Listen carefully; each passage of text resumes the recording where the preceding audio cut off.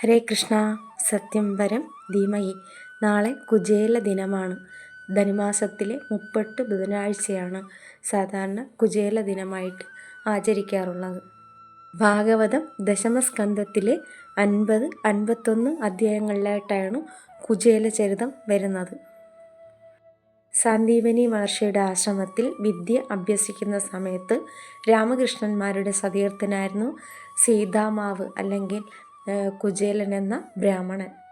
ഗുരുകുല വിദ്യാഭ്യാസമൊക്കെ കഴിഞ്ഞ് വളരെ കാലത്തിന് ശേഷമാണ് ഭഗവാനെ ഒരു നോക്ക് കാണാനുള്ള ആഗ്രഹവുമായി സീതാമാവ് അഥവാ കുചേലൻ 4 പിടി അവലുമായി ഭഗവാനെ കാണാൻ ദ്വാരകയിലേക്ക് പോകുന്നത്.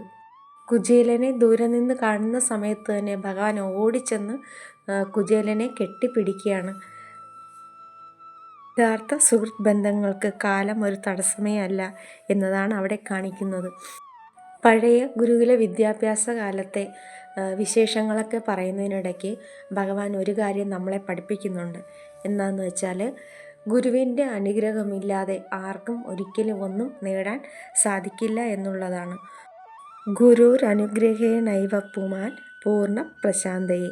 ഗുരുവിൻ്റെ അനുഗ്രഹമില്ലാതെ ആർക്കും പൂർണ്ണതയും ശാന്തിയും ഉണ്ടാവില്ല. ഗുരുവിൻ്റെ അനുഗ്രഹം ഇല്ലെങ്കിൽ പിന്നെ അവിടെ ശൂന്യതയാണ് എന്നാണ് ഭഗവാൻ പറയുന്നത്.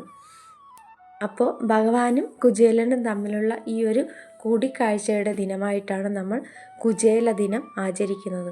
അപ്പോൾ ഈ ദിവസം ഭഗവാന് ഒരു പിടി അവൽ സമർപ്പിക്കുക. രാവിലെയോ വൈകുന്നേരമോ ക്ഷേത്രത്തിൽ പോകാൻ സാധിക്കുമെങ്കിൽ അടുത്തുള്ള വിഷ്ണു ക്ഷേത്രത്തിലോ കൃഷ്ണക്ഷേത്രത്തിലോ ഒക്കെ നമുക്ക് ഈ അവൽ സമർപ്പണം നടത്താവുന്നതാണ്. അതിന് സാധിക്കാത്തവർക്ക് വീട്ടിൽ തന്നെ വളരെ ഭക്തിയോടുകൂടി ഭഗവാന് ഒരു പിടി അവൽ സമർപ്പിക്കുക.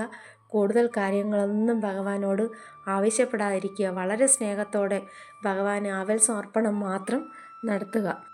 കാരണം അവൽ സമർപ്പിച്ചതിന് ശേഷം എനിക്ക് വലിയ കുചേലനെ പോലെ എനിക്ക് വലിയ പണക്കാരനാകാൻ സാധിക്കണേ എന്നൊന്ന് പ്രാർത്ഥിക്കാതിരിക്കുക. കാരണം കുചേലൻ ഒന്നും ഭഗവാനോട് ചോദിച്ചിട്ടല്ല.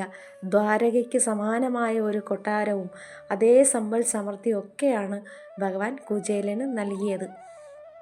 പിന്നെ കൂടുതലും നാരായണ നാമം ജപിക്കാനായിട്ട് ശ്രമിക്കുക. നാളെ വൈകുന്നേരം വരെയും കഴിയുന്ന സമയങ്ങളിലൊക്കെ തന്നെ നാരായണ നാമം ജപിച്ച് ആ ഭഗവാനോടൊപ്പം ചേർന്നിരിക്കുക.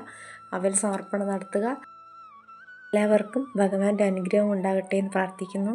ഹരേ കൃഷ്ണ. സത്യം വരം ധീമഹി.